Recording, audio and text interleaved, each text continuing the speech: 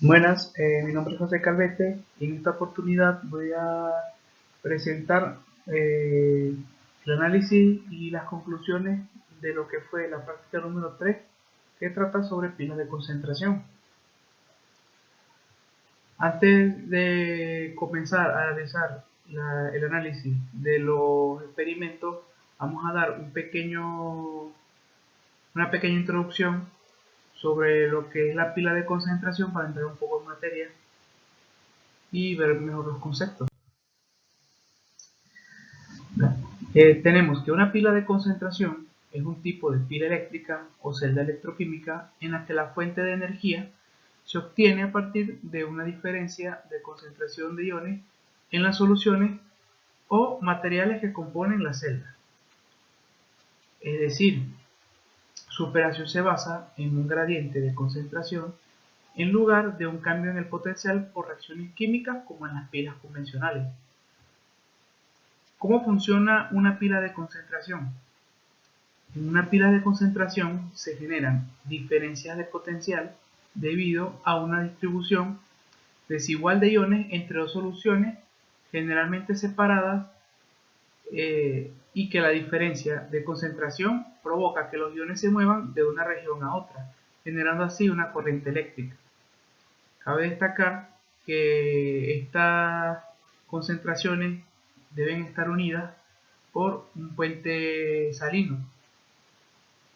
Los componentes principales eh, de estas los componentes principales de una pila de concentración son dos compartimentos que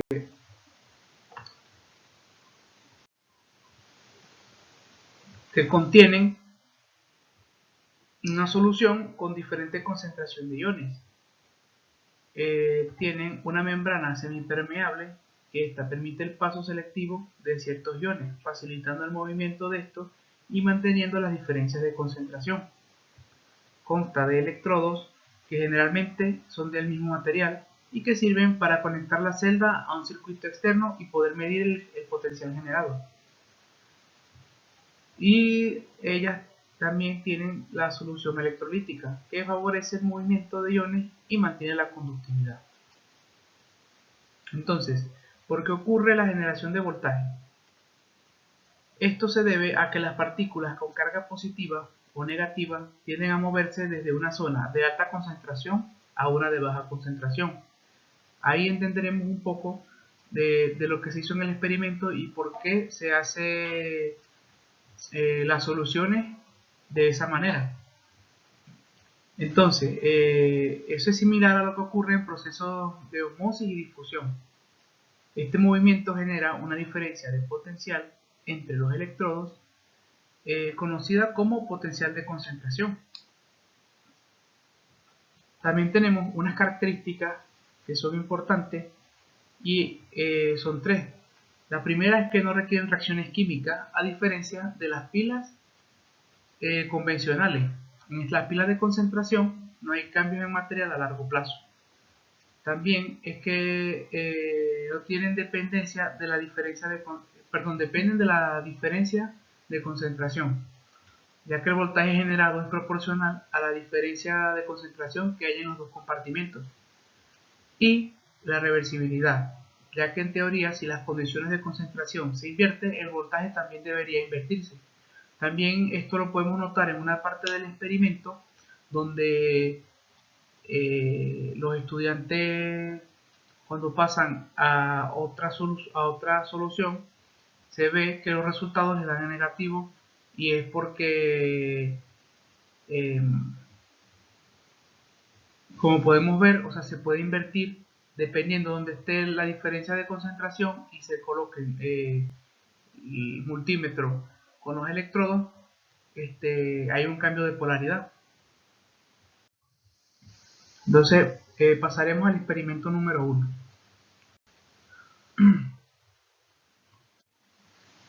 En este primer experimento vemos que tenemos los materiales de solución de fenolftaleína, ferrisanuro de potasio, que son los los indicadores usados: cloruro de sodio, agar-agar, agua destilada y una probeta de acero al bajo carbono.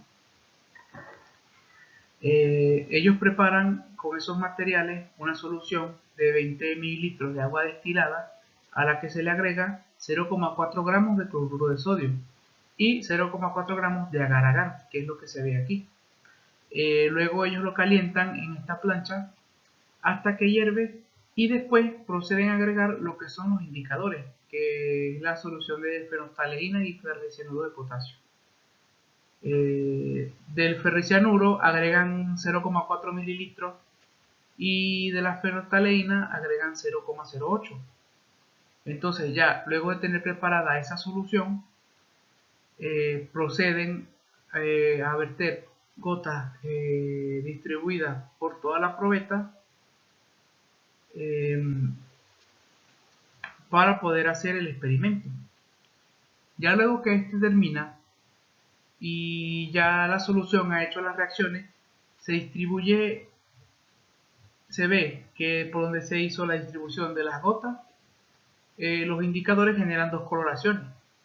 En la orilla se ve un color rojizo debido a que ahí se produce la reacción catódica, producto de que en la orilla de la gota es donde hay más concentración de oxígeno. Y en la parte central hay un cambio de coloración azul, ya que ahí es donde hay menos concentración de oxígeno y es donde se da la reacción anódica.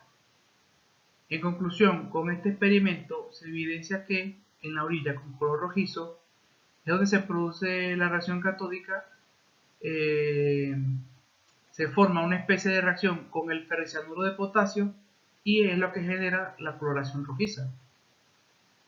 Y en la parte interna de la gota, que es donde está la coloración azul, ocurre una reacción anódica en la cual el oxígeno se consume, produciendo una menor concentración de oxígeno y un cambio en el pH, que hace que el indicador de fenolftaleína adopte ese color azul que vemos en el experimento.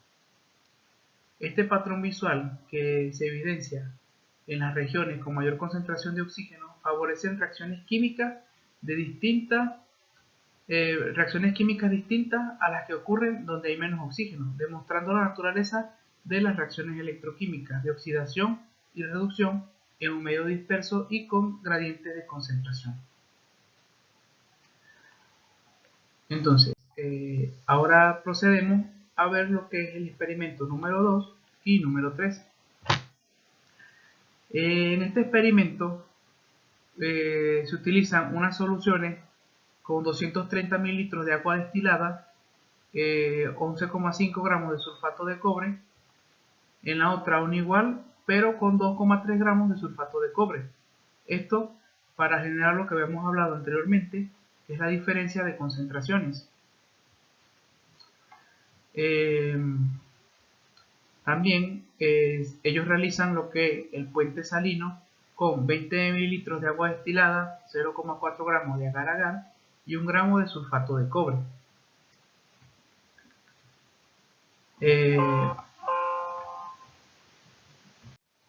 Lo que podemos evidenciar en el experimento es que en el electrodo con menor concentración, más en contacto con la solución menos concentrada, es donde se oxida liberando cobre en la solución, mientras que en el electrodo con mayor concentración es donde los iones en la solución se reducen y se depositan en el electrodo de cobre. Entonces, el voltaje generado es debido a la diferencia de concentraciones del sulfato de cobre que vemos en las soluciones en los distintos vasos precipitados. Entonces, se producen las reacciones anódicas y catódicas. En el ánodo es donde el cobre metálico se oxida liberando iones, y el cátodo es donde los iones se reducen y se depositan como cobre metálico en el electrodo. Eso lo podemos ver en la probeta que tenemos de cobre. Esta imagen que tenemos aquí es del otro experimento, pero es algo similar. Lo que pasa es que en esta que es del experimento que veremos más adelante, se ve una reacción más fuerte y ya le explicaremos por qué. Entonces, en este experimento, donde vemos que el electrodo con menor concentración pierde electrones y empieza a oxidarse, porque este quiere equilibrar esa diferencia que existe de concentración. Mientras que en el electrodo con mayor concentración, los iones en la solución que tiene esa mayor concentración ganan electrones y se reducen a cobre metálico formando depósitos en el electrodo, que es lo que dicen los estudiantes en la práctica. Luego ellos aprovechan y hacen exactamente los mismos procedimientos que este experimento anterior, pero con una variable más, que es la temperatura. Ellos, una solución está a 23 grados Celsius, mientras que la otra la han calentado con la plancha y está a 70 grados. Entonces, esa temperatura tiene una incidencia en lo que es la pila de concentración. ¿Por qué? Porque a mayor temperatura los iones se mueven más rápidamente, lo que puede incrementar la conductividad de la solución. También la constante de equilibrio y los potenciales estándar varían ligeramente con la temperatura, afectando el voltaje de la celda. Entonces, la diferencia de temperatura puede alterar el equilibrio químico y la cantidad de energía disponible. Entonces, ¿qué es lo que está pasando en el experimento? Las reacciones anódicas y catódicas que describimos anteriormente siguen ocurriendo, pero el voltaje total de la celda ahora es influenciado por estas diferencias térmicas. Además, como uno de los electrodos está a 70 grados, la reacción en este electrodo ocurre con mayor intensidad, debido a la mayor movilidad de los iones y una mayor energía cinética de las partículas. Entonces, los experimentos realizados con la pila de concentración y los electrodos de cobre en diferentes condiciones de concentración de temperatura nos van a permitir ver esas diferencias que existen solamente agregando lo que es la temperatura. Entonces, podemos concluir que entre los electrodos de cobre genera un potencial eléctrico, confirmando que las pilas de concentración aprovechan los gradientes para producir electricidad, y que el electrodo con menor concentración de iones tiende a oxidarse, es decir, perder electrones, mientras que el de mayor concentración se reduce, que es ganar electrones, manteniendo el equilibrio en la celda. El efecto de la temperatura es que esta variación térmica entre las soluciones afecta el comportamiento de la pila, ya que la mayor temperatura aumenta esa movilidad de los iones y puede modificar ligeramente el voltaje, debido a cambios de los potenciales del electrodo en la energía de los iones. Esto evidencia que el rendimiento de las celdas electroquímicas puede ser sensible a la temperatura, influyendo en su eficiencia. Entonces, la importancia es que estos experimentos nos ilustran los principios fundamentales en electroquímica, como la relación entre gradientes de concentración, reacciones de oxidación-reducción y factores como la temperatura que influyen en la generación de corriente.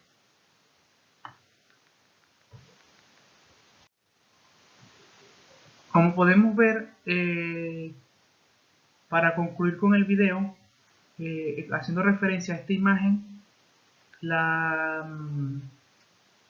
vemos que con la acción de la temperatura, la reacción, como nos dice la teoría, el movimiento de los iones es más rápido. Entonces la reacción que tuvimos en las probetas de cobre fue mucho más acelerada y mucho más fuerte.